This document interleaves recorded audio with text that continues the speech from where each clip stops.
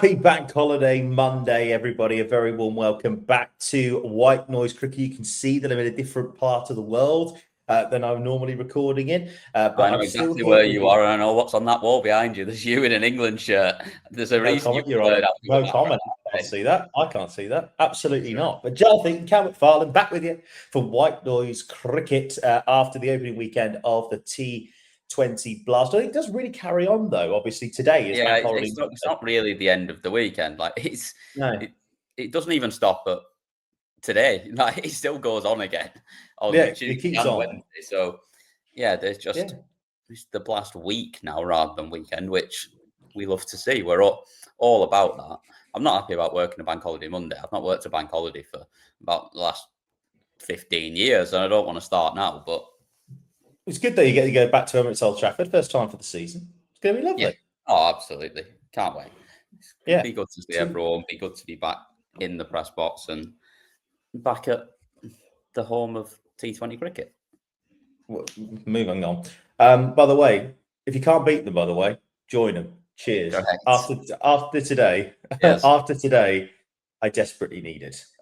Because I imagine you're in a seriously bad way today because it was hot today and you're ginger, so you were struggling. You can see the skin tone. It is very, very, very difficult to be coping in that, especially when you're getting to a ground at 9:30, not leaving till 7 o'clock, and having to watch the Bears lose twice to Somerset. But that is another story. Spoilers in early, but everyone knows what's happened already. The Bears have lost twice, and it's a wonderful day to be talking about cricket with Mr. Eaton. Should we go into it then? Should we get the Women's Blast? Should we start with the Women's Blast, I should say? Not the Women's Blast, that's wrong. That's the wrong phrase. But let's start with the Women's Blast. Yeah, should we get it out of the way? It sounds like you didn't want to talk about it. And to be honest, you probably don't want to talk about it because you told us and you were very, very clear that this Somerset side, without their England players, was useless and that they weren't going to win anything. I didn't say they were useless. You all but said that. Like you never let the truth get in the way of a good story. In the competition. Never let the truth get in the way of a good story, as we know. So we'll start there. And seeing as you were there, and it is the Bears, you can have the floor. It is yours. Do what you want with it. I've got carpet underneath me today, actually. It's not just like tiled, like normal, but it is actually. You might be better carpeted Edgbaston, to be honest. This was a difficult performance. And like, here's the thing, right? Obviously, Warwickshire missing players, but there's no excuse for that. Somerset are also missing players. They're missing 3 of their top England stars, which you can make. Arguably, you'd say the impact of missing players is bigger on that Somerset side than it is on 100%, yours. 100%, mate. So 100%. Where did it go wrong? What happened? Well, I think batting wise, I thought they were okay. I'm not saying they were good. I'm not saying they were bad. I'm just saying they literally were in the middle. Not a bad score though. Like 166 is generally you're in the game at least. But what happened, I think, is that obviously towards the back end, I think power play wise, they were about 58 for 1, something like about that. Maybe a little bit further than that. Maybe a bit just off that. And they were 81 for 2 after 8.5 overs. But then they finished on 166 for 9. Like you can't it was unbelievable bowling, by the way, yet again from El Capitano for you. Niamh Holland was absolutely outstanding with the ball, 2 for 23. Almost like I know what I'm talking about. Well, a broken clock is right twice a day. But the thing is that we'll not mention how many men's sides got today. I haven't even looked. I haven't had a chance to look. I've got more people on my men's side have negatives today than points. Wow. But we have still got time because there are still plenty of players to play. So we'll not get overexcited at this point. My women's side, though, is flying, I've got to say. My women's side is doing some serious bits. All I'll say is that in my men's team, Sammy C, what a boy. We'll come on to him a little bit later on. But yeah, like I say, the thing is that like Erin Vukovic in particular, Chloe Scout, and they were all getting tap early on, but they managed to drag it back. And this is the problem, I think, with this Bears outfit, I should say, is that at the moment, if the top 4 is firing a little bit, Meg Austin got a good score, 41 off of 29. Abby Freeborn again, not as many as she got on Friday, but you're very rarely going to get that. George Redmayne. No, like you say, you can forgive her sort of a downish performance. And look, she was trying to go hard. Like 16 was all she got, but she got them off 9 balls. She was looking to get you well ahead of the game early on. And like I say, starts as well for George Redmayne and Amisu Kumar as well. But then it all just went a bit pear-shaped, didn't it? It did, really. Chloe Brewer gets stumped off the final ball of the 13th, and then they just lost wickets at crucial times when they were trying to get up to a score. I ain't got an issue with that, like genuinely, but some of the batting I thought towards the bottom end of the. Someone's got that through, though. Somebody has that through. That's the problem. Yeah, obviously they do. And that's what happened. Erin Vukic in the end finishing off 3 for 32 after 1 over. She had gone 0 for 16. So there you go. That's serious comeback there. 3 for 16 off your last 3. That's absolutely quality bowling from her. Absolutely. Chloe Skelton 1 for 35. Olivia Barnes 1 for 30. Neve Holland again, just absolutely outstanding. 2 for 23 off it for probably the player of the tournament so far at this very early stage. With the ball, I'd say. Put her in there, and obviously she's contributed with the bat as well in both games, which puts her in that sort of in the conversation, I'd say. But I think if you're looking at overall player of the tournament so far, you're still looking inside that Somerset side, but you're looking at Anika Learoyd, aren't you? Well, this is the thing, because it almost started off really badly for Somerset. They had a drop catch off the first ball off of Alexa Stonehouse, and then Alexa Stonehouse actually then got Bexodge's second ball. The trouble was it was a no ball. And off the back of that, it then just all sort of spiraled from there. Sophie Luff played an absolutely outstanding innings. 58 off 33 for her was brilliant. Yeah. Like she really set the tone. But as you mentioned, Anika Learoyd, 60 off of 49, 6 fours. You've talked about a long time about how good she is, mate. And she's just proving exactly why at the moment. She's so good that after 2 games in the Blast, one, she's the top run scorer, but also her average doesn't exist because she's still not out yet. So, yeah, she started off, she's obviously got 60 and 61 first 2 games at a decent rate as well. But what she's done both games is she's been there, she's set a platform for the team to go on, and realistically, should be 2 from 2. Yeah, 100%. I was speaking with Harry earlier on today, Harry Everett from Somerset Cricket. Oh, yeah, I noticed because there were 900,000 voice note notifications when I woke up this morning. Didn't need that. Well, that's your own fault. That's your own. Do it on your personal accounts, man. well, he messaged us on the pod account, so there it is. But he did mention it, and he said that obviously he thought that Chloe should have defended that, and we agree 100%. Yeah. Chloe Skelton should have defended that, but it doesn't matter in the end because and it will go against you, and they didn't lose the game, which is obviously a positive from that point of view. But yeah, it's just been very, very good from them so far, and just showing a lot of fight and a lot of positive things for the rest of the season going forwards, because I don't think they've sort of reached the ceiling yet either. No, totally agree. Phoebe Brett 2 for 31 and a wicket for George Davis, but everybody else pretty much from the Bears getting tapped. Apart from Millie Taylor, deserves a shout out. North of 30 from her 4. On a deck that was going at 9, she's going. Yeah, it's going 7.5. Performance, but like I say, if you were going to defend it, you needed wickets, and nobody was really able to do it. And if they were going to end up 3 down, they were always going to get home. Well, Somerset, what a start this is for them. We will come back to Somerset in a minute, but once again, the Bears, another absolute hammering. Like, it wasn't a bonus point victory like it was for Essex on Friday, but still, that's 2 games on the bounce where I think realistically, if they're being open with themselves, the bowling and the fielding just hasn't been good enough. Like, batting-wise, they've been okay. I'm not saying they haven't been great, but or they haven't been bad either. But bowling and fielding-wise, it's not been good enough, and that's as simple as plain as that. Yeah, and that's a worry because, okay, bowlers can get tap at times, and they're not always going to take wickets. But when your fielding's not up to scratch, that's something you can do something about. You just need to be on it. You need to be focused, and you need to be putting the effort in. So if that's not up to scratch, then that's where it's more of a worry for me. You'll be able to tell me this more than I can. Have you won the toss both games?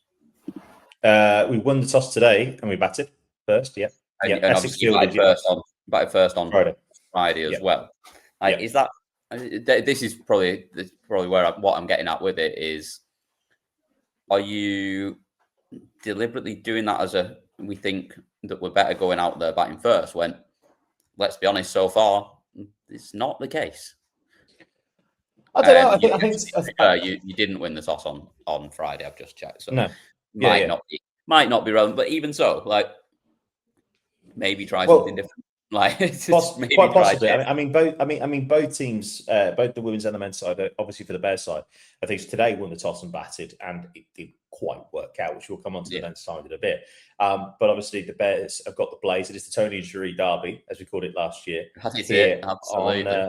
on Wednesday, and that is going to be a ridiculously tough game because the way the Blaze are playing just in general at the moment is difficult for Warwickshire.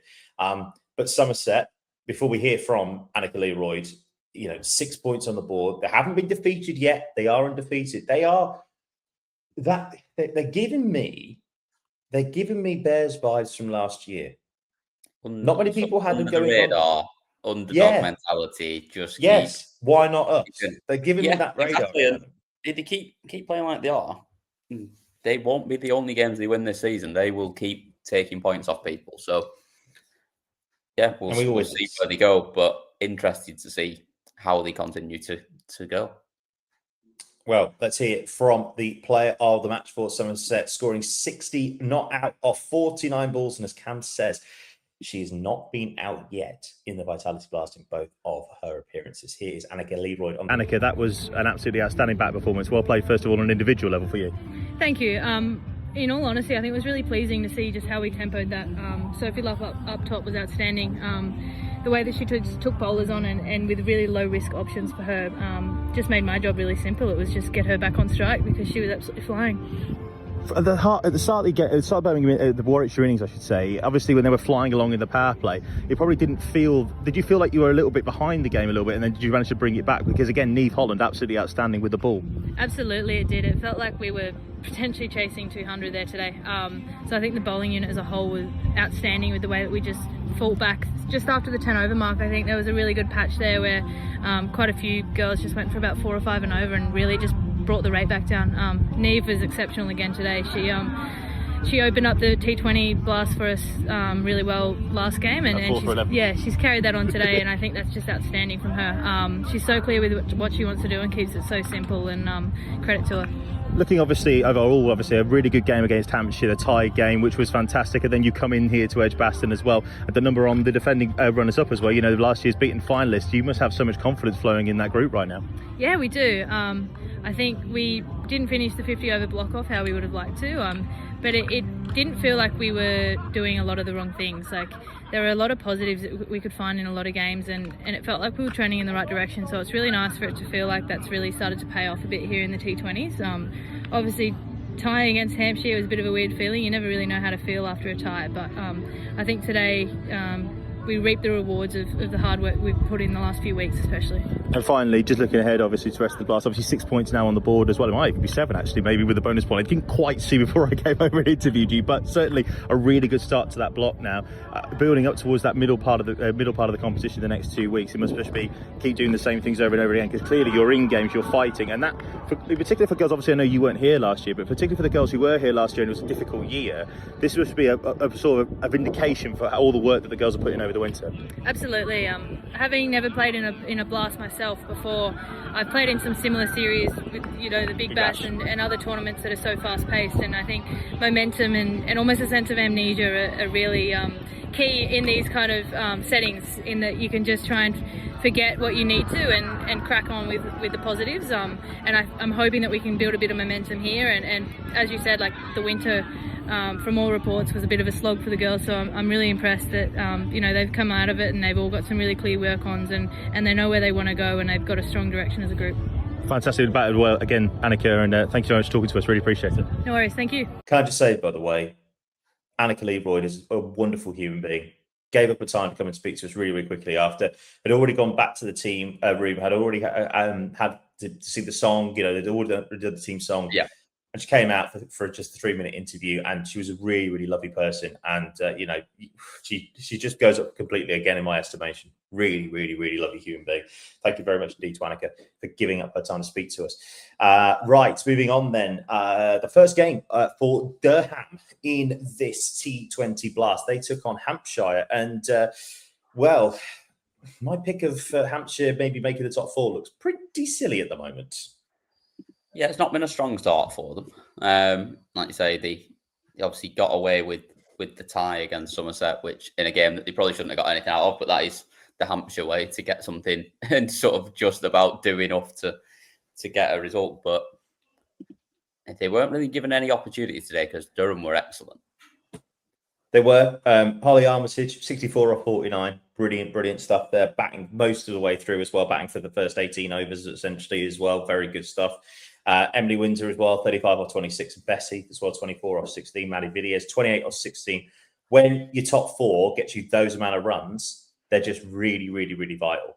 And, you know, I mean, looking at the economy rates for everybody, you know, Poppy Tulloch getting 2 for 38 in the end. You know, how hard we're going to go for 13. Well, I say only 1 over going for 13. Not very good. Georgia Adams, again, outstanding. Bex Tyson, you know, a wicket apiece for them. But I thought, looking at this and looking at the highlights, 178 on the board felt far too many. Yeah, it did. And even with sort of the strength of this Hampshire batting lineup as well, which we've talked about, and they're a very, very good side, but I just never really felt like they were going to get close to it. And let's be honest, it was quite a pummeling in the end. Well, you know, Naomi Natani gets 33, and then Rihanna Southby as well. Both of them getting 33 off 21, by the way, which is ridiculously weird. Yeah, we love it. Good. Like a rogue sort of coincidence like that. It's always nice. But when your next highest top scorer is Nancy Harman getting 16 off 7, it's not conducive to winning cricket matches when you're chasing 100. No, it's not. And when Eleanor Kagan gets 14 off 23 at the top of the order, when you're chasing a big score, you are hugely behind the rate very, very quickly when that's the case. But that is, again, down to Durham bowling is that. Manny Villiers, 2 for 29 for her. 0 for 16 for Trudy Johnson off her 3. Absolutely outstanding. Another 2 wickets for Katie Levick. Heather Graham, 2 for 30. Good to see her back. Very good. Yep. And Catherine Fraser as well, 1 for 19 off her 3. You know, Durham just squeezed them wonderfully well. And Hampshire, I think, have been probably the biggest. I wouldn't say Warwickshire. For me, at least, anyway, I didn't expect Warwickshire to go and do what they did like last year so far in this class. But I think Hampshire have probably been the biggest disappointment this weekend, I'm going to say, because I expected them to be a lot stronger than what they have been so far. And we know what this competition is like. Momentum is an absolute drug in this sport, you know, in this particular format of the sport. And if you get behind the 8 ball, you are going to struggle really, really quickly. Yeah, it's very hard to get it back and stop that slide because the games come thick and fast as well. And you are going to have to do something special to turn it around. Yep, absolutely. But a very good win there for Durham. 178 for 5 for them. Hampshire only making 146 for 8. So Durham winning by 32 runs. Final game then of the weekend to look back on in the Women's Blast. Yorkshire against Surrey. Now, here's the thing again, Cam. What do we say about this Yorkshire batting lineup? Jess Jonathan can't keep doing it all on her own. And she didn't, you know, today. No. She really didn't. 2 off 4 today, which probably the biggest shock of anything that we've discussed this year, to be honest, the way that she's been going. But yeah, wasn't able to do it today.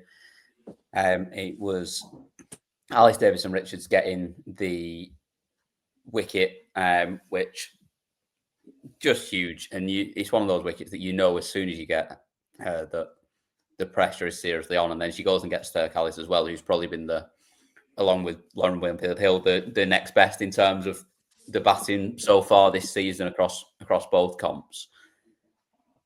And from that point on, it just never felt like they were going to get enough runs. And 133 on the board, all out off the final ball of the innings, which I don't mind that. That's fine. It was just not enough. Never looked like being enough. And it showed because Surrey chased it down with about a week and a half to spare.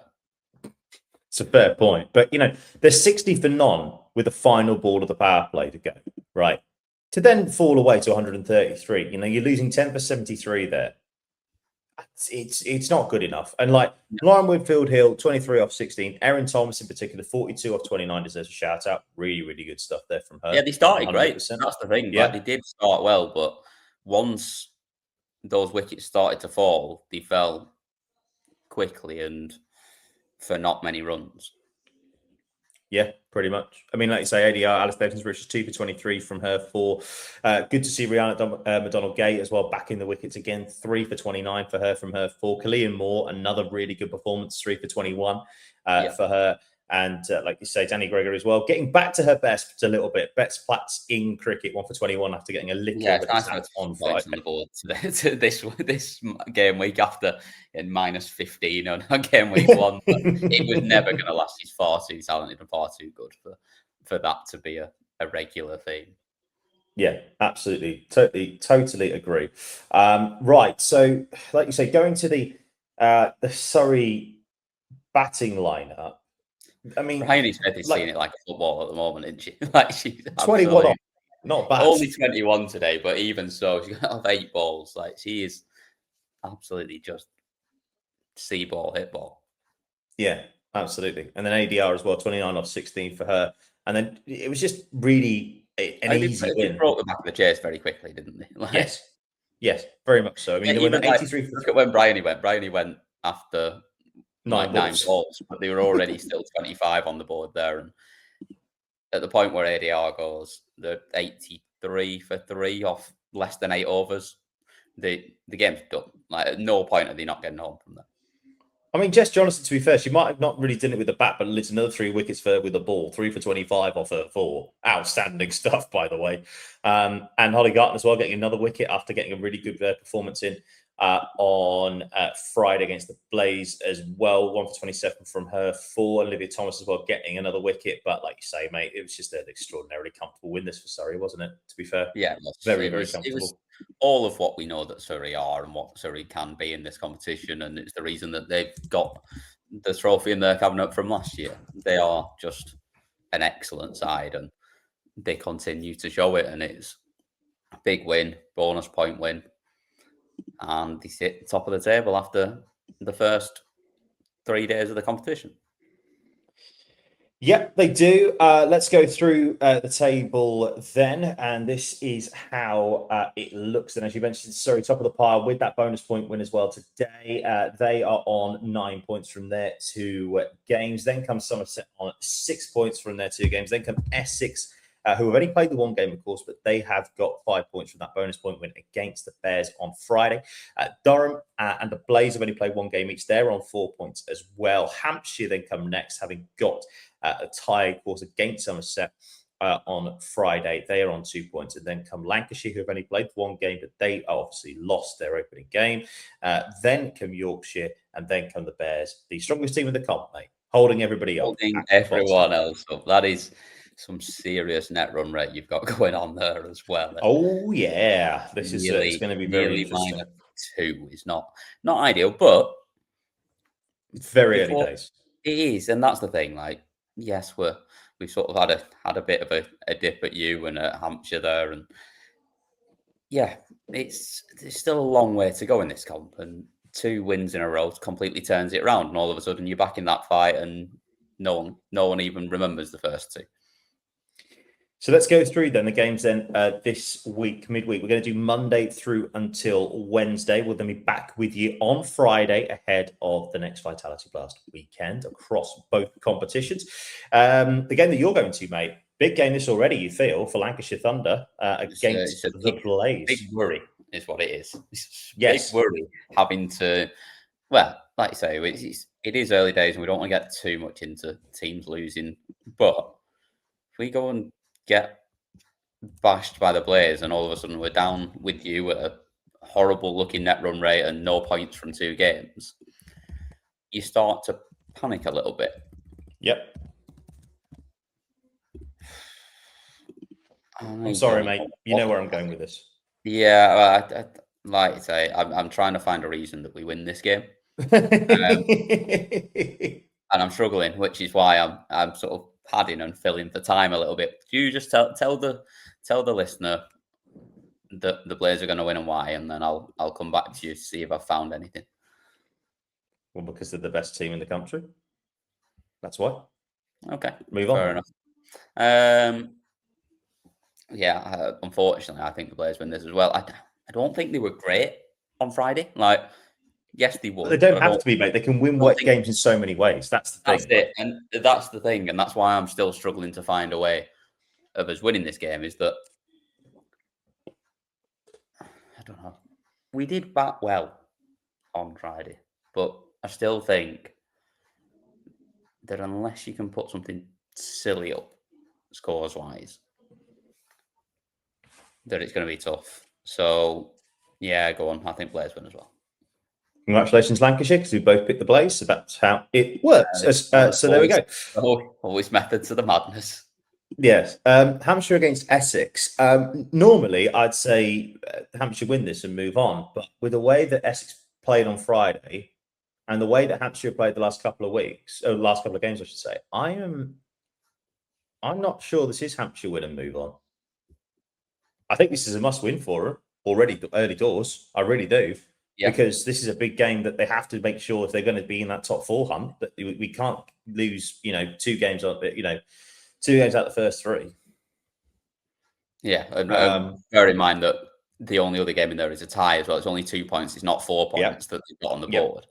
Absolutely. Yeah, it's going to be a worry if they lose this one.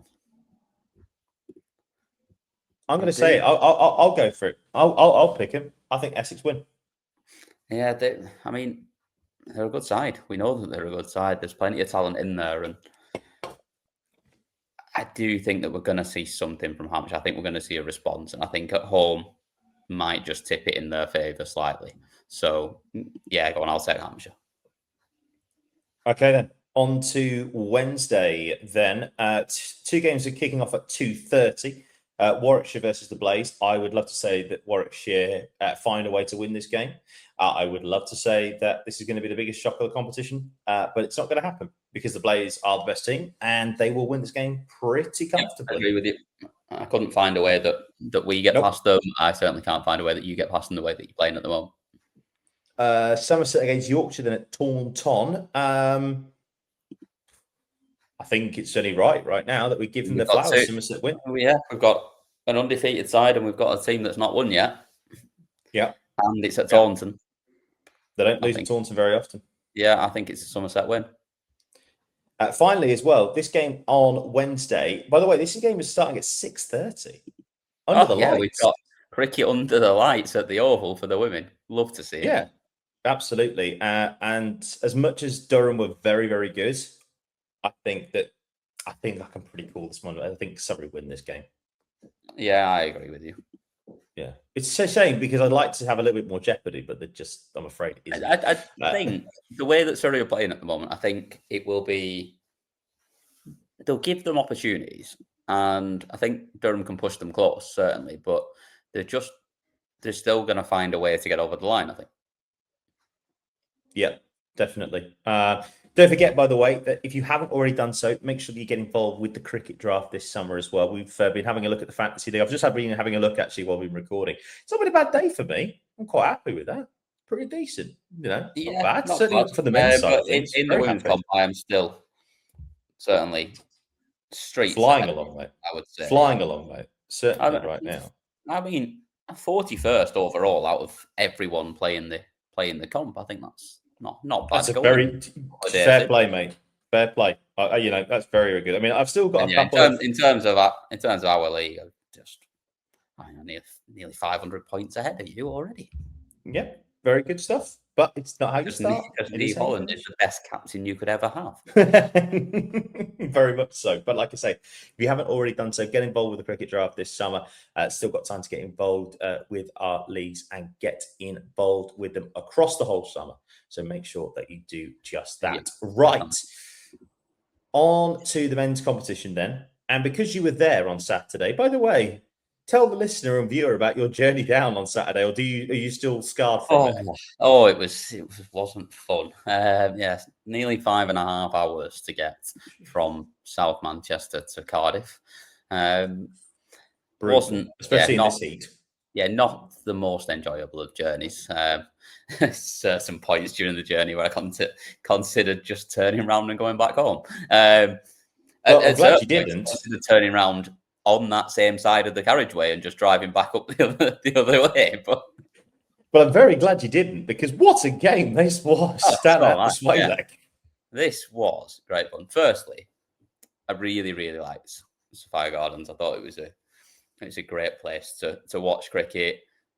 Sam, the media guy as well, absolutely wonderful, by the way. Really nice bloke. Sorted everything out for us that we could need. It was perfect. Weather was great. It's just a really good day all round, and perfect place to watch cricket. There's loads of bars around there as well for afterwards and before, if you go in there as a fan rather than going there as sort of as media. So yeah, great place to watch cricket. Really enjoyed it. And like you say, I'll be honest with you, when we were how far? Probably 9 overs in. Yeah. To the even 13 overs in to the Glamorgan innings, I thought this game's going to be done. We'll be out of here for 9 o'clock. It's going to be an early finish. They weren't going particularly well, but my word, did Henry Hurl strike the ball well? Like, it doesn't jump off the screen 46 off 31 if you're just looking at the stats. Like, it's a decent knock, but in the context where they were at the time, it took him a while to get going as well. He sort of played his way in and made sure he didn't get out because they were struggling at that point. And then he just started depositing the ball everywhere, like 4 sixes in there, one of which went out the ground over on the leg side, which was recovered by Morgan, the Dragon, who doesn't have a tail. Yeah, doesn't have a tail for some reason. Very disconcerting when you I didn't realise at first, and then it was pointed out to me by someone else that there's not a tail on him. And all of a sudden you go, he hasn't got a tail, and it's a bit odd. And yes, that's extraordinarily odd. 100%. Doesn't quite look right. But as you will have seen him on our socials if you had a look on the little reel with him dancing around. And yeah, they got up to a score that, I'll be honest, felt over par certainly with how the game had gone. And with what looked like a tricky pitch to bat on, 157, I think they'll have gone in happier at that point. Like, at halfway, they were thinking we're ahead of the game here rather than we've got ourselves in it. Yeah, I mean the Gloucestershire bowling attack, by the way, Dwayne Jansen 3 for 27 for him. Marshall Deland getting wickets as well, 1 for 26. I mean, Matt Taylor having a bit of tap, 1 for 47 in the end. But Jack Taylor as well. Go on, mate. He didn't feel like he bowled particularly badly. I think he was just on the end of a couple of those shots from Henry Hurl. He didn't feel like he went at nearly 12 and over when you just watching him bowl live. Yeah, Jack Taylor as well, 2 for 24 for him and Craig Marr. Quality with the ball. Jack was really, really good. Like, we didn't see like loads of spin in this game in terms of use of the spinners, at least. Obviously, Mason Crane bowled 4, Ben Kelway bowled 4 for Glammy as well, but only the 4 overs of spin from Jack Taylor in the Gloucestershire innings. But he sort of did. Like, it just made it so difficult to get him away. And you sort of looked at it and going, have they not got someone else that can turn their arm over as well? Because it might have just helped carry on restricting them, really. Like I say, they were going to the Gloucestershire innings, and Miles Hammond batted beautifully, did he really, to be fair? Fantastically well. Struck the ball probably better than anyone else on the day in terms of consistently striking well. Like I say, Henry Hurl's innings was great, but it took him a while to get going. But Miles Hammond was just on it from the beginning. And if it wasn't for the fact that at the other end, they'd already lost 3 wickets in the first 2 overs, you'd have thinking, you're opening against your 56, chasing 158. You're well ahead of the game here. But they were not. They were fighting their way back from a position of jeopardy very early on. Yeah, and then you mentioned Jack Taylor, obviously brilliant with the ball, but also brilliant with the bat, just to give that sort of reassurance. I thought initially to get him back into the game, 34 off of 31 for him. I mean, James Bracey, that is possibly one of the worst ways I've ever seen anything. Well, we've I'm going to come on. I was just going to come on to that. There's been a couple of silly dismissals this weekend. There's one today as well, which we'll come on to in a little while. I've forgotten exactly who it was now. It was. Well, keep the listener in suspense, mate. That's what I know. Yeah, I will find it and come back to that one. Trying to kick the ball away from your stumps and kicking your own stump and knocking the bails off with a ball that probably wasn't going fast enough to knock the bails off, even if it hit the stump, is a special way to get out. He had some either friends or family there as well, did James Bracey, because when we were waiting to speak to Jack afterwards, he was there talking to them, and he laughed it off in the best way he could. Obviously, he will never get out that way again. But I've never seen anyone get out that way before either. So, but going through it, obviously with the Gloucestershire release, 121 for 8 when Craig Miles goes, when Milo goes, 16.5 overs. They're still needing a decent amount there. What they're needing, about 37 off the final, 38. Sorry, maybe 37. Yeah, 37. 37 needed. Yeah, off the final 3.1. So if they were 19, at that point, they were behind the game. Like, they got themselves right back into it when Jack Taylor went at 109 for 6 off 13 overs. They were still sort of ahead of the game. At that point, they were well ahead of where Glamorgan were at the same time. But then they pulled it back really, really well. And to have them then needing 37 off the last 19 deliveries with, at that point, your number 7 and number 10 at the crease, they were struggling. And I'll be honest, like, at that point, Cameron Darrywall hadn't got near to he hadn't got near his bat for most of it, never mind the middle of it. Yep. But he just stayed in there, didn't get out, and made sure that he took it deep and took it to the end. And along with Matt Taylor, got themselves to the point where they needed 7 off 4, I think, in the middle of that final over. And then good bowling from Faisal Faruqi again.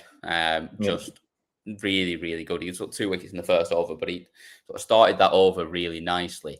Well, no, he didn't actually. He got pinged for out the ground first. Pinged first ball, didn't he? But then he bowled pretty well. Then he very similar to nicely, bowled well, and left them needing 4 off the final delivery. Yeah, and it's just that good old swing hard, comes off the outside edge and just goes away for 4, because like it's one of those where he's probably missed his mark a little bit.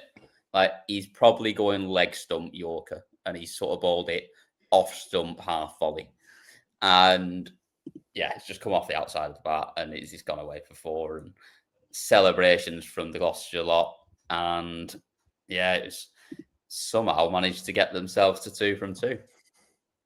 Like you say, Faisal Faruqi as well, 2 for 38 from him. I'm amazed that he didn't defend that. But then again, though, sometimes just things don't happen for you. And that's the thing about T20 cricket. He missed his mark slightly with that last delivery, but it wasn't a bad delivery by any means.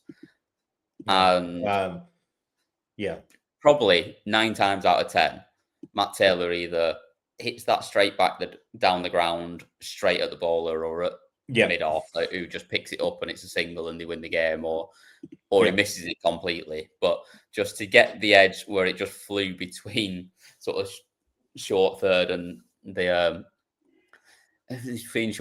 keeper and just went away for 4. It was just one of those that as soon as it comes off the edge, it's almost like that slow death for the fielding side, because you could just you've won well before it gets anywhere near the boundary, but no one's got any chance of stopping it, and it's not going all that quickly. It's just bouncing down there, and you know what's happening. Well, I say Faisal Faruqi, 2 for 38 from his 4. Ben Callaway, 1 for 29 from his 4. I only used 5 bowlers, actually, of course. Both teams did. Both teams only used 5 bowlers, which is very rare in this competition. But Mason Crone deserves a shout out. 2 for 16 from his 4. Outstanding. Like, we've talked about who should be playing in the England squad as a spinner. Like, yep. And my first name as my spinner who I'd be picking, it'd be him, and then it'd be Rayan.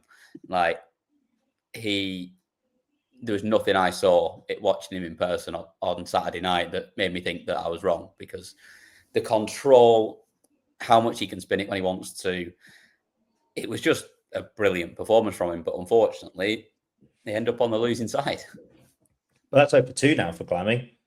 You know, for a lot of people, there were a lot of people's dark horses picked looking at all the reviews, and we said it as well. Like, we thought they were going to be, you know, quite far up the Central Division, and we also said that looking at all the reviews from a lot of people and previews from a lot of people, we thought that they were going to be, you know, one of the dark horses. But it's the nature of T20 cricket. You know, they lose a close one against Northants by 3 runs, and then they lose this off the last ball. Well, suddenly Gloucestershire, yes, they rolled the Bears over on Friday night, but now they're 2 from 2 and they're absolutely flying. Again, even them, like, and we'll hear this in a minute. I know we put it out on socials, but obviously drop it into here as well. As Jack Taylor mentioned, like, they need to do a lot more with the bat. They've been not very good with the bat so far, and the bowlers are getting them out of a hole. Certainly are. But let's hear then from Jack Taylor after that dramatic 2-wicket win for Gloucestershire last night. Well, I thought we'd messed it up there, to be honest. Yeah, we had a really poor few overs there towards the back end, but yeah, obviously elated to get over that. Yeah, obviously halfway, you bowled really well up front, and you feel like you've let them get maybe a few too many on that. Yeah, look, I think where we were, like, we'd have liked to have kept into probably 140-ish, but with mid-50s, you always feel like you can get that here because the boundaries aren't big, but it's a pretty tricky pitch. Like, everyone bar Hamo and Hurl from them, found it tough. And then we obviously had a terrible start with 7 for 3 off about 10 balls, so we just had to deal. Hamo played, you know, took pressure off, played a quick knock. Yeah, I tried to hang around, just trying to take it as deep as I could.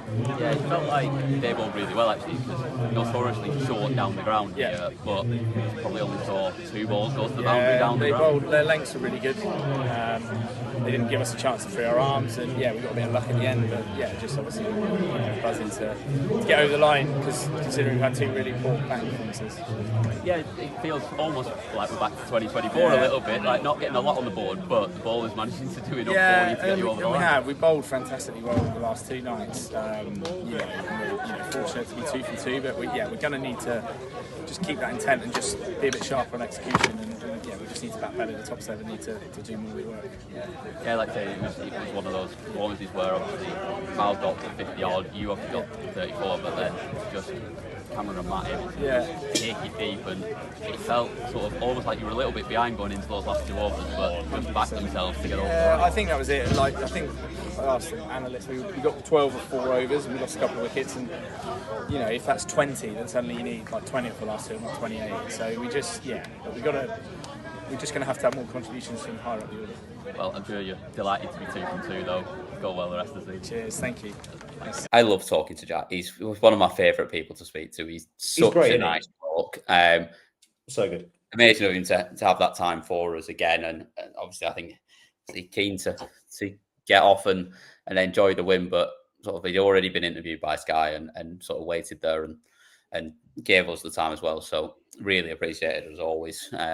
He took some sweets up back with him for him and the lads, so he got a little another set of sweets because he had some on content day as well.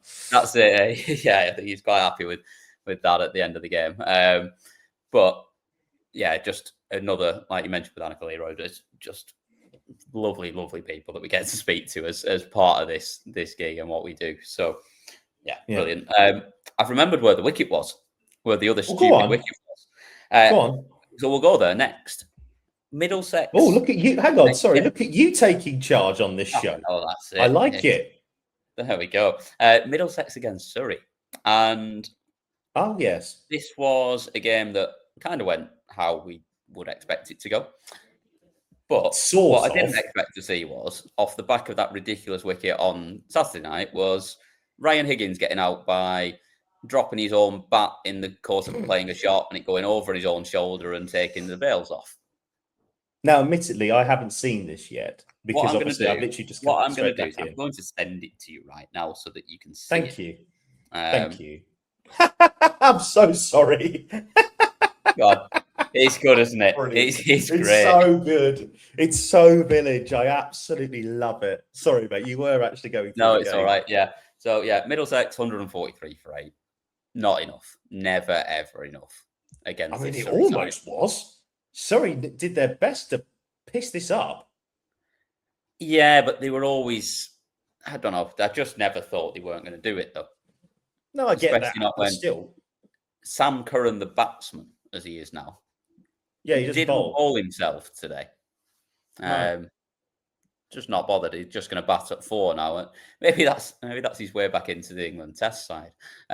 He's going to move himself up to number 3 and just bat.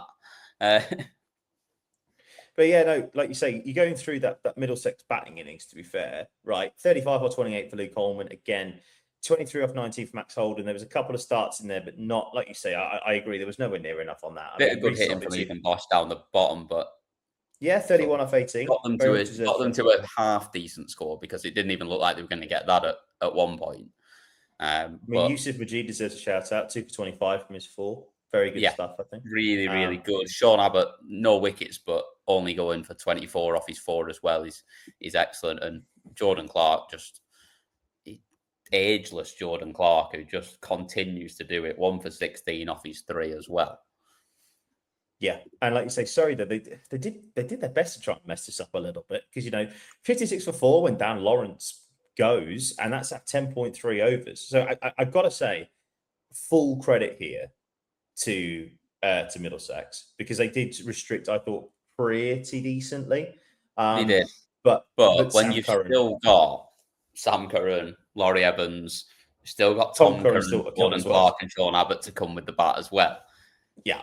He just keeps coming with this Surrey side. So I always kind of felt that even at that stage, that they were pretty comfortable and they weren't worried. Like, they didn't look concerned. They just know that we will get the opportunities to get these runs. And in the end, 9 balls to spare is pretty comfortable and 6-wicket win. Like I said, it probably wasn't as comfortable feeling as that for a while, but they made it look easy in the end. 100%. Noah Cornwell 1 for 22 from his 4. 2 for 20. Bowled really well again. Another one of these young lads at Middlesex that have played a lot of cricket already, certainly, and in this tournament as well. I think we spoke to him started last year, wasn't it? Yeah, I think it was. Yeah. And yeah, it's showing the benefit of that experience. But Ethan Bosch boshed a few with the bat. He got a fair few boshed off him when he with the ball as well. Full bathroom. 52 off the 4 overs. That is the full bathroom. Yeah, anything over 50 off your 4 overs guarantees you a bathroom, no matter how many wickets you take. I'm sorry, it just does. That's our rule on the show. When you've got none, you're fully bathroom tree. Yes, 100%. But again, Luke Holman bowled well as well, and Luke Holman both picking up wickets and both being really economical. But like you say, it was not enough in the end. Zafagoa, do we know? Did he get injured? I don't know if he got an injury. I don't know. Yeah, because 1 over ball only went 1 over 2. Yeah. I don't know, but we'll have to check that. I'm sure something might come out. But I was in the car again on my way back from Cardiff, so I didn't see on that one whether he did go off with an injury or not. I was keeping up to date with it as well as I could, but those sort of things slipped through the net a little bit. Yes, 100%. Let's go to the Northern Group next then. Let's go to Leeds, and you know where we're going, everybody. I sometimes go over to Yorkshire just to make myself feel better about my life. And then you get on the M62 and you go home and you think, you know what, I'm the luckiest man in the world. You're in trouble here, my friend. Because that's another win. Yeah, 100%. Because Yorkshire looked pretty good. I know you called it, but I was going to say, I'm not in trouble. I picked them to finish in the top 2, man. Yeah, but you'd never want them to finish in the top 2 for obvious reasons. I don't know. I don't want them to ever win a cricket game. Ever. Literally. Even if it meant that them winning would mean that we qualify because he knocked someone else out of a spot, I'd take the hit for the year and come back next year. But here's the thing, though, right? Leeds, we always know Headingley's a road. We've known that. It is, it's basically playing on the M62, as we know, right? Martin Anderson batted beautifully, not out, carried his bat, 81 off 56, 7 balls and 1 6. Big knock, big knock. Again, Matty Montgomery, 35 off 23, continuing his form from Friday, and 39 off 17 from the bottom from Ross White. He was good, but 194 for 4 after 20 overs. This is how this feels mad to say it, but maybe they could have gone a bit harder when you've got 6 left in the match. Well, I don't think Ross Whiteley could have gone any harder. Realistically, 39 off 17 for him. But Andrew Donald, 10 off 5, 20 off 16 for Caleb Jewell. I don't know. Maybe Martin Anderson could have gone a little bit harder. Yeah, that's the one that I'm looking at realistically. I think Donald and Jewell, fine. Like, they just got out early on. Like, they didn't get a chance to accelerate and go harder, really. I mean, Donald's still striking at 200, like, he got 10 off 5. Like, he wasn't exactly trying to nudge it around. No, I get that. But yeah, I always do feel a little bit this way. Like, when you see someone carry the bat when they're batting first. Yeah. And they're short of 3 figures, having faced half the deliveries almost, I think you've not gone hard enough for me. No, agreed. 100%. But a really good score on the ball, though, from Darbs. 194. Yeah, I mean, it's not a bad score by any means, but we do know that Headingley produces 200 plus scores quite a lot. Just psychologically, just getting those extra 6 just to touch it up to that 200 mark would make a difference. And yeah, it was a good score, but maybe left a few out there. But George Hill bowled really well. North for 29 off his 4. Bowled really well, in fact. Right. I know I just said that anything over... Jeffrey Towan as well. 32 in this game, going at 8s and getting a wicket is very good as well. Now, I know I just said that anything over 50 gets you a bathroom from Andrew Tye. But are we going to let him off? Because 32 off 13 alongside Hassan Ali 31 off 12. I think he's made up for it with the bat. Like, he's very much made up for it with the bat, and he obviously got a wicket as well in there. So I think we can let him off a little bit. Like, gets Caleb Jewell and then comes out with the bat and gets them home from a position that I didn't think they were going to get home. Like, well, they were 139 for 8. And still needing nearly 60 at that point. Yeah, I didn't think they were getting home. No, with 9 and 10 out there batting as well. Yeah, like, we know Hassan can bat a bit.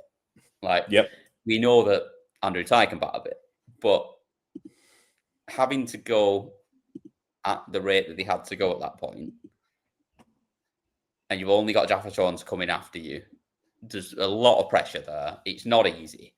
And I think a massive credit to the pair of them for that partnership that they put on, because they ended up doing it with 4 balls to spare. I mean, just the shout-outs, by the way. Adam Live, 31 off 11, basically going at 300. Yeah. Love to see it. Very good. That is his role at the top, isn't it? Like, you've seen him do it so many times. Seen him do it so many times against Lancashire as well, where he just comes out and just goes after every ball. But that's also, as well, a comparison to Martin Anderson. I'm not trying to compare the two because I know they're completely different players. But obviously, Martin Anderson at the top there, batted through 81 off 56, all well and good and very lovely. Adam Lyle's got 31 off 11, and Yorkshire got home. I'm not saying that you don't need to value your wicket. You do, but obviously, if you're striking at that rate, it's ridiculous. Moeen as well, 51 off 35 for him as well. Good to see him back in the still do it. You weren't so sure when we were going. I wasn't, but very, very good, very, very good indeed. Matty Montgomery deserves a shout out. 1 for 21 from his 4, by the way. He's been brilliant so far. Really, really good across. Jack Morley as well. Scottish football, 4 for 44. All the 4s, 4 overs, 4 for 44. Love to see it. That's great. That's great to start that. Yeah, absolutely. But Yorkshire again, it's such a shame for Darbs in a way again as well, because they have lost 2 reasonably close games. Obviously, they had the chance to beat Durham on the opening night. They didn't, and then they let another big chance slip away against Yorkshire. It's probably why that we have said that they're not going to go and do much this summer. To be fair, in this blast, But then you look at that from Yorkshire's point of view. That's two different ways they've won a game. Yes, they batted second in both times, but they've won comfortably on the opening night against Notts, and now they've gone through the mire and managed to come through against Derbyshire. Momentum, big drug in this sport. It is. It is. It's important, and a very strong start for them. And it's an odd-looking table. Is that North Group table at the moment? But yes, obviously, not everyone has played 2 games yet. That will be sorted out tomorrow, as well today as you're listening, as Lancs take on Notts. But it's strange old table. Derbyshire in third with no points from 2 games. Mental, absolutely mental. Final game then in the North Group is at Chester Lee Street. Durham against Leicestershire, and my pick of Leicestershire being in the top 2 looks a bit in doubt at the moment. They've been battered in both games this weekend. What to say on this one? I mean, Sol Badger getting off to a decent start, 40 off of 34, but chewing up a lot of balls in comparison to not really going that hard, I don't think. And they just kept losing wickets regularly, really. Rishi Patel, 14 off 14, 29 off 26 again for Nick Kelly, batted reasonably well on Friday night as well, but again, not going on this time. Ashton Turner, 28 off 18, again, got a start, not going on. And then it was just regular wickets being found by Durham. In the end, they finished on 148 for 8. And I mean, look, we know Chester Street. You've been there, obviously, once for the quarterfinal. I'm not saying that was a pitch like it was a 220 pitch, like it was obviously in the quarterfinal. But we know that 150 is very rarely enough. Very rarely enough. Definitely, and that's the thing, that he's rarely enough in this competition in general. Let's be honest, but up at Durham, it's usually a good pitch, and it's usually somewhere that you can score plenty. And at no point did you ever think that they were going to come close to defending that, and they didn't. Let's be fair, especially not when you're 107 for none off your first 8 overs in the chase, as Durham were. Yeah, I mean, first of all, quickly, Matty Potts, 3 for 28 for him from his 4. And again, can you imagine if he hadn't defended that on Friday night against Darbs? Can you imagine how much that might have affected him? And there you go, just a bit of momentum, a bit of confidence. Again, makes a difference. Callum Parkinson, excellent again, 2 for 31 from his 4 overs, and Casey Aldridge and Ben Rain chipping in there as well. Ben Rain barely going for any runs, 1 for 17 off his 4. And then by contrast, obviously, as you mentioned, Alex Lee's going at 107 for 1 after 8.1 after hitting 45 off 26, and Graham Clark finishing 62 off of 26 eventually, after 117 for 3 after 9.2. I ain't got an issue with them going hard at this point, when the game's with the back of the chase is done, because they are trying to improve that net run rate, and I ain't got an issue with that. Yeah, exactly. Whatsoever. Net run rate is important, and it will always be important in this competition. So anytime you get an opportunity, and I sort of had a go at your lot for not doing this last year at times, you've got to go and take those opportunities and make sure that you get yourself ahead whenever you can. And did a really good job of that today, did Durham. Ben Green, 0 for 46 off 3. That is the house. Never mind the bathroom. That's an outstanding work. He's one of the culprits for my negative points. Josh Hall's one of mine as well. 0 for 34 for him. Off his 2 overs. Not ideal, but the one thing that we will say is that they've still, in this game week, got an opportunity to turn it around. They certainly do. Leon Travaskis as well deserves a shout out, by the way. 2 for 19 from his 4. Very, very good indeed. Right, a couple more games then to review, and we are going to go firstly back to Edgbaston. We're going to go back to the Warwickshire Bears against Somerset, and hey, you got it right. Yeah, I did. I was very pleased with myself. I mean, you have been doing it all day. If you hadn't been getting it right at this stage after doing it all day, there'd be something wrong. Yes. A lot of starts in this game for the Bears. Rob Yates 42 off 25, Bo Webster 41 off 30. Ed Barnard was striking it beautifully. Big Bear Webster, sorry, excuse me. Big Bear Webster, give him his full time. I can't call him that obviously on the microphone, so I just continue to say Bo Webster. You should be able to. I feel like that's acceptable.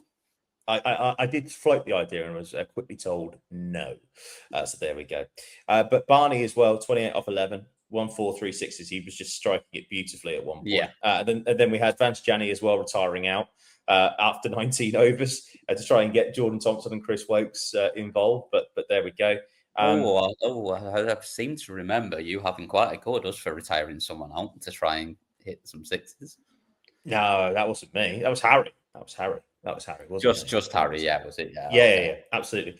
But the big thing here is that I thought this game was lost really when you look at it towards the front end of the innings, because they were 78 for 2 after 10 overs, and they did really well to get 111 off the final 60. Don't get me wrong, but it showed that how well, in particular. I mean, Tom Lammonby, he only bowled 1 over, and he bowled.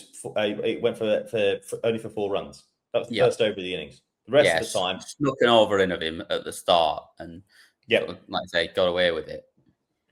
I mean, everybody else getting a little bit of tap, going around about 10s. I mean, Dan Sam's bowled reasonably well, 0 for 34.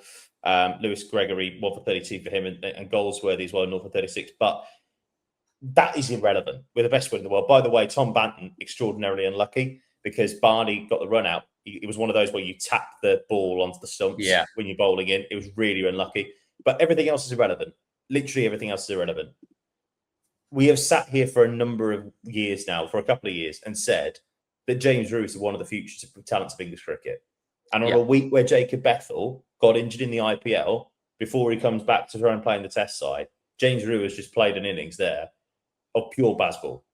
93 off of 48. It was a privilege to watch. 9 4s, 4 6s. He's just such a good player. And we sort of, obviously, 2 years ago, we obviously watched him come in for finals day, having never played a T20 game for some reason. We still couldn't work out why they'd never played him in a T20 game at that point, but he had to come in for finals day and got them out of a hole. And I just think he's just a very, very good cricketer. Still not. I certainly don't think he should be anywhere near opening the batting in red ball cricket. I think that's utter nonsense, and why they're trying to pigeonhole him into that role, I have no idea. Will he come in at 3? Genuinely, will he come in at 3 if Bethel's injured? Absolutely, he will. 100%. He could do, yeah. He might do. But I still don't think that's where he should be in red ball. I'm quite happy for him to be there in white ball cricket, where you want him if you only got 20 overs to go out, you want him facing as many balls as possible. So I'm happy with him being there in that. But I think in the middle order is where he should be in red ball cricket. I don't think he should be anywhere near the top 3. 193 for 3 in the end. For Somerset, they did it with 10 balls to spare. It was a very privilege. It was a privilege to watch. Ollie Haddon-Dolby, 1 for 31 for him. I mean, Usman Tariq as well, 1 for 40 for him. Bo Webster going 0 for 15 off his 1 over. I wouldn't call it a bathroom just because it's only the 1 over. If it'd been 2 at that level, 100% I'd give him the bathroom, but there's that. Jordan Thompson, 0 for 35. I'm just about, because he's under 12's economy rate maybe. But it's one of those days for him. Like, didn't get any with the bat and didn't get it with the ball, but then next game he'll come back and he'll get 40 off about 15 and then he'll take 3 wickets. It's, you know what you're going to get with Jordan Thompson. There will be games like this quite often, but there'll also be absolute magic at times. And then Taz Ali as well, who got 4 for 25 on Friday, going for 0 for 31 off 2. Cricket, it is a wonderful sport. You essentially watched the same game twice here today. Birds by first, got a decent score, could probably have done with a few more, and then not able to defend it or particularly get close to defending it because of a really good knock by one player. Pretty much. Absolutely. Outstanding. Let's hear then from James Rew, who's speaking to me after the game at Edgbaston. We felt like we bowled really well again. Like on Friday night, we felt that was a defendable score on quite a quick ground, and the wicket felt quite good. Credit to our bowlers again. We felt like we were in the game at halfway. And you've really demonstrated your credentials as a white ball cricketer now, as well as a test quality red ball one. It's nice to find the middle of the bat sometimes and be able to play a few shots. It's nice to change format and have a bit of fun out there sometimes. Now, there's been news that Jacob Bethel has come back from the IPL, supposedly with an injury. What are your feelings about all of that? Do you reckon your chances of actually playing in the test have improved? Yeah, I don't actually know. It might be speculation, but yeah, we'll see. I'll just have to see what happens and be ready to play if my chance does come. I'm going to Loughborough this evening to have a few days of training with the squad, so I'll see what the news is there. And it's been a great start to the T20 Blast campaign for Somerset. 2 wins on the bounce and 2 really good wins as well. Yeah, we're happy with how we started, and it's nice to get a couple of wins early. Obviously, first of all, coming back here to the scene of a triumph here at Edgbaston, 2 years out of 3, and then obviously 3 finals, and then performing like that. It's a pretty of a statement made there, I think. Yeah, it's a nice ground to play at. It did feel like finals day today when we stepped out. I've obviously don't normally play Warwickshire in the group games, so it's nice to play here, and it was good to get a win today. And just finally, obviously, the fact is that it's another 2 wins out of 2, obviously, as Anthony mentioned there, for Somerset, with so much change that's happened at the club. But obviously, you're still putting down that marker of reminding everybody, look, if you're going to win this T20 Blast title, you've got to come through us. Yeah, it's nice to start well, like you mentioned. We've obviously got a strong squad. I think our bowling attack is world class, and we prove it game after game. It's always nice to be able to chase scores under 200, especially on such good pitches like that with quick outfields. So, I mean, we've also got 2 very, very good opening batsmen who always get us off to a good start. So yeah, it's a nice platform to bat behind. So yeah. And on a personal level, just thought about this. 93 is not a bad score. You were probably looking for the ton there, though, weren't you? Let's be honest about it. I just wanted to get the game over with as quick as possible, to be honest. I looked up and we needed 5 to win. And I just tried to hit a 6 and hit it straight up. So yeah, shame. Congratulations, though, James. Unbelievable not well played. Thank you very much. Cheers. I asked that question at the end there too, but I mean it. Somerset look like, if possible, I don't know how it's possible, but they look like they've got stronger. It's ludicrous. Absolutely ludicrous. They just keep doing it, don't they? They just keep churning out great players and people that perform under pressure, and they keep winning games of cricket. But I am seriously worried for the Bears. In both, obviously, I mentioned obviously with the women's earlier, but certainly with the men's, I was really worried. I think. Yeah, you're in a bit of a hole at the moment. It's the bowling and the fielding. I think. Yes, we bowled reasonably well on Friday night, but again, that was really helpful with the pitch. And then we saw obviously what happened, obviously with the bat. But yeah, obviously 0 for 2 now. Got to go to Worcester, to try and get that first win on the board. It's going to be difficult on Friday. 100%. The Rapids are well. They were good on Friday. They were certainly not good today. Today, let's be honest. No. That leads us nicely into that. Final game to look back on. Yeah, I think I'd be worried for you because of this. One, because of how you're playing, first of all. Yeah. You never want to play a team coming in off an absolute hiding because you know they're going to, especially when they've got a week in between now until they get almost a week. You know that they're going to get a bit this week in training. They're going to be fired up and up for it. And it's also their first home game as well. Yeah, not good. And it's on the telly Friday as well. Night. It's on Sky.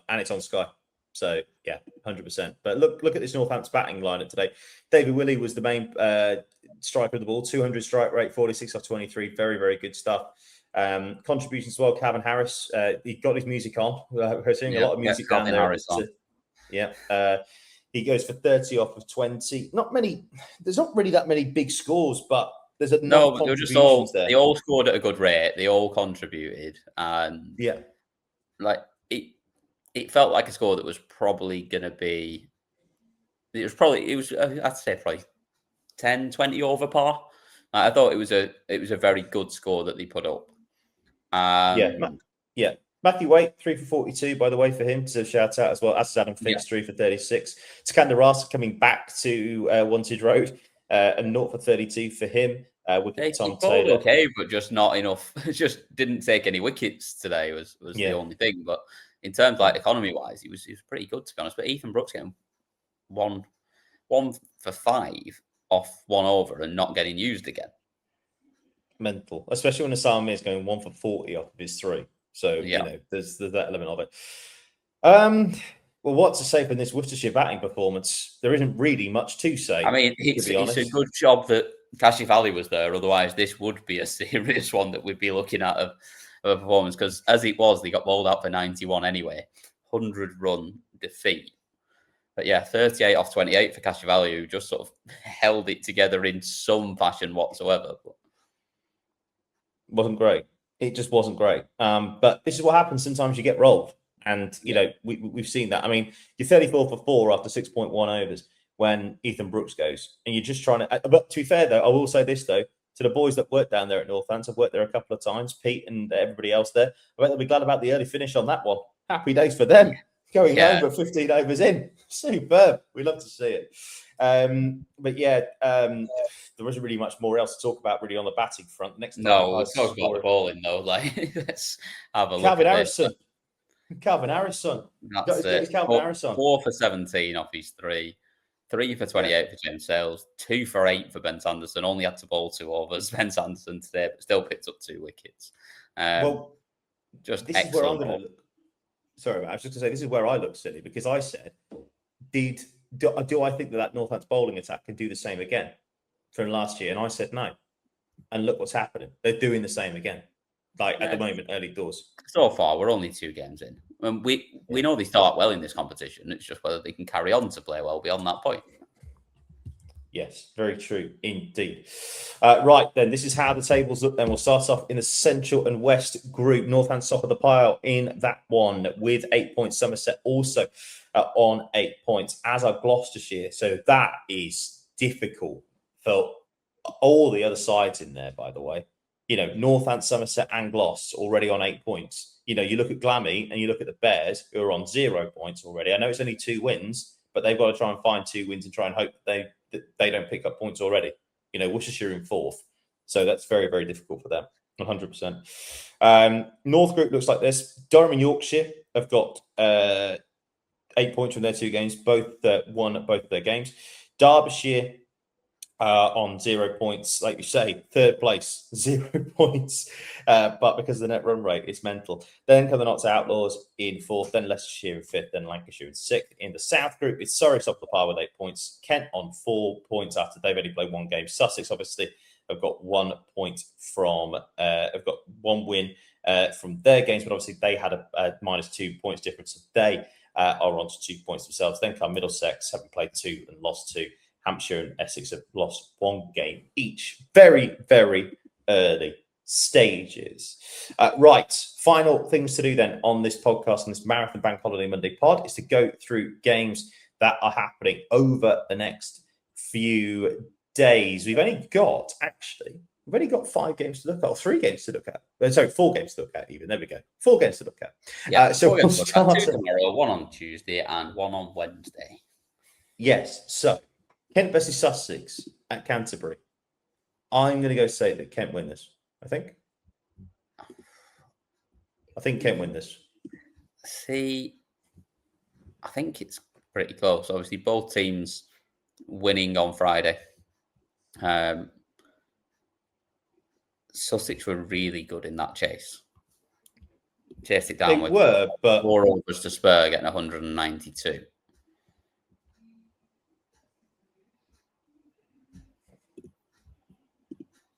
I think Kent win this though at home. Yeah, I think that's the only thing that's slightly leading me. Is obviously if it was at Sussex, I think I'd be picking them. But Kent again put up a massive score themselves. Yeah, go on then. Kent win for me as well, I think. Lancs against Notts. This is very, very simple for me. Yes, you got rolled by Surrey, but I was way more concerned. It happens. We were chasing a massive score on what was an absolute road, to be honest. But I think we win tomorrow. We don't often lose at home.